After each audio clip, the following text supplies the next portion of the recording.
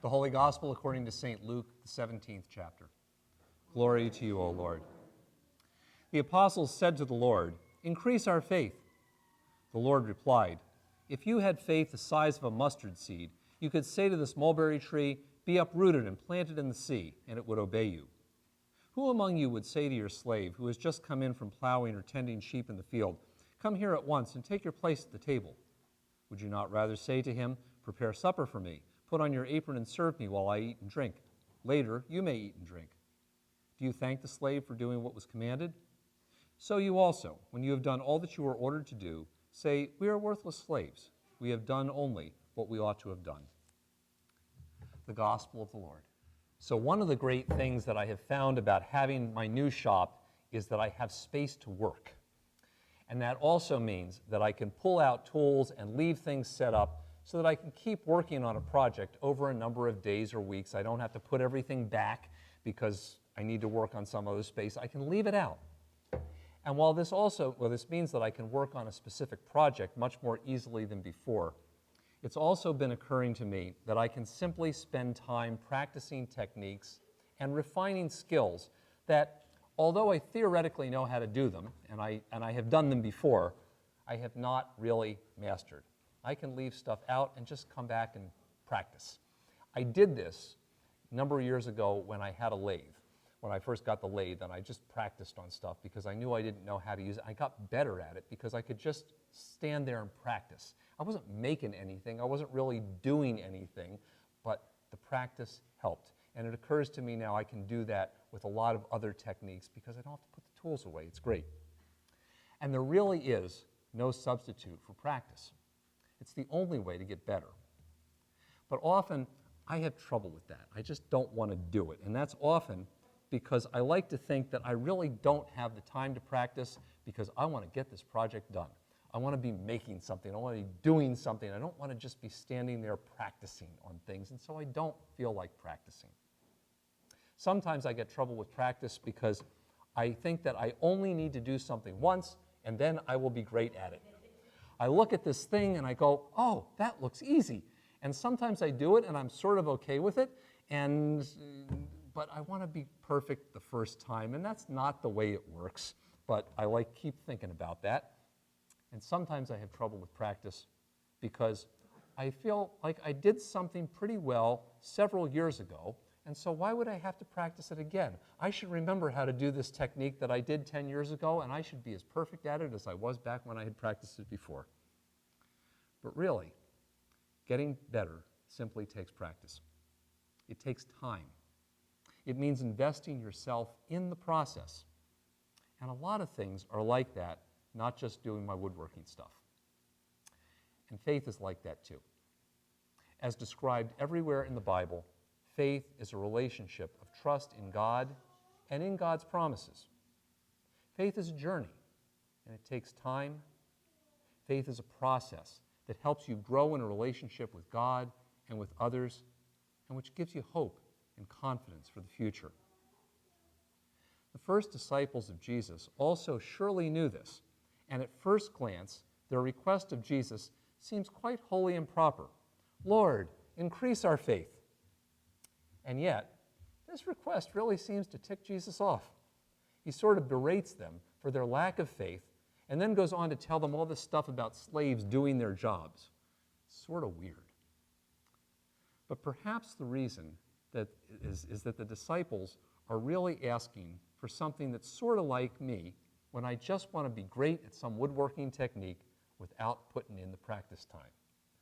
"Lord," the disciples say, "just give us faith without having to keep doing the work of following and learning and growing. Make it possible for us to get it now without the journey. Here we are, Lord, lay it on us." Probably they were not thinking that this is what they were asking, but it really was. And I think Luke includes this story because disciples of Jesus from the very beginning were tempted to see faith as a thing they could get by taking a shortcut. But that's not how faith works. And Jesus alludes to this by using the image of the mustard seed for faith. The thing about a seed is not its size, but that it's a living thing, and it grows. But that growth takes time, and it takes nurture. Indeed, it's a process. Yet sometimes we get tempted to want to short-circuit the process of faith as well. With all good intentions, we sometimes hope or pray that faith in God's presence or promise will simply come with some of the same shortcuts that I like to think of with my woodworking techniques. We think that maybe we could get faith quickly by some dramatic revelation. Perhaps we too might glimpse a burning bush or experience some kind of miraculous healing. That would be great, and sometimes has an effect on people when it happens, but it's not the usual way that faith works. Or sometimes we hope and pray that faith in God's presence and promise will simply come by figuring out the correct spiritual exercise or reading the right Bible verses. If we could just figure out the secret sauce, it must be out there somewhere. And sometimes, I've felt this in my own life, but I've been asked this by people. It's like, what's the right way to pray, or the right Bible verses to read, or the right spiritual technique that would just, if I just did it and spent like 30 minutes tops, then I would feel the presence of God in my life. And it doesn't usually work like that. It usually works that there's a long process of different things that help people. And sometimes we hope and pray that God's presence and promise will come without any painful journeys or experiences, because we want God to make us feel happy and fulfilled, and faith should make us feel happy and confident and all this kind of good stuff. And like those first disciples, we don't like it when it feels like Jesus is taking us on a journey to Jerusalem and the cross, which is the context of these words today. Jesus is leading them to Jerusalem and has told them, we're going to the cross. And that's not the way they want faith to come. So these words of Jesus, even though they sound harsh, are really intended to encourage us to seek faith, but not the shortcuts. Jesus calls us to remember that faith is a process of growing and journeying, and it requires practice and dedication. So rather than take the shortcuts, Jesus always encouraged his first disciples, and he encourages us to be people who put in the time to practice. And often for us, that means being willing to be persistent in things like prayer and worship, simple things like that, in which we experience the presence of God even if nothing dramatic seems to happen. And to be willing to sit with questions that bother us, even and especially when the answers we're seeking do not come right away. Sometimes the dialogue with God and the process of seeking is the only way to begin to find the answers. But it's process, and it often takes a lot of time. It takes God's time, not the time that we want it to take, our time. For us too, often growing in faith means being open to new ways of experiencing God in our lives, and not to give up if they don't work right away. After all, many people in Jesus' day listened to one thing he said and said, oh yeah, that's kind of interesting, but then they walked away instead of sticking around for a while and listening to see if maybe this was the way God wanted them to go. Sometimes I have been tempted to give up on some technique because I have failed miserably the first time I tried it. But sometimes when I've realized there is no other way to do it, and I've practiced it a couple of times, I find real value in it. And often, it's important not to give up on a new way of experiencing God in your life because it didn't do anything for you the first time you tried it.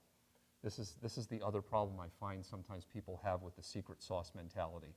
Here's a technique that worked for somebody else. I tried it once, it didn't do anything for me, so I just didn't try it again. And sometimes that's not the way for you, but sometimes trying something a few times is a way that God is leading you through a process and a journey. And sometimes for us too, growing in faith is about committing to the journey, even when it's long and sometimes when it's painful.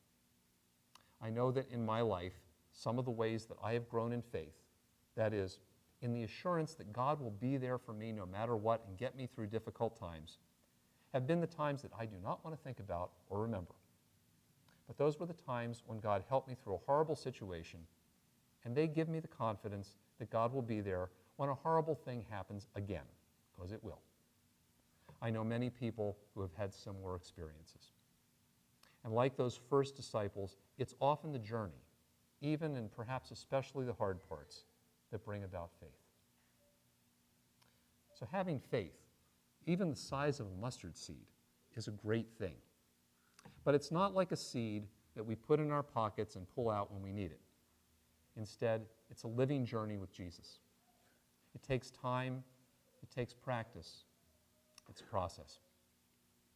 And it's when we engage in the journey that we can often experience the presence of Jesus in our lives.